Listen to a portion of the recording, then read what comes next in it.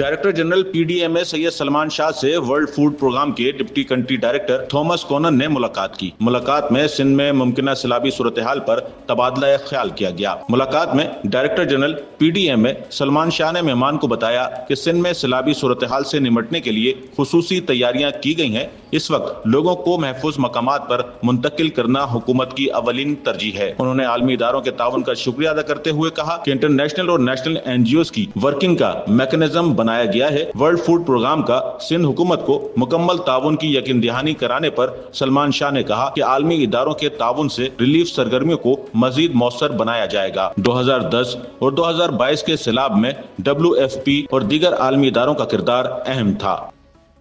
Sachal news network की videos में खुशामदीद। नाजरीन, वीडियो से मुतालिक अपनी कीमती राय का इजहार कमेंट बॉक्स में ज़रूर करें और चैनल को सब्सक्राइब करें।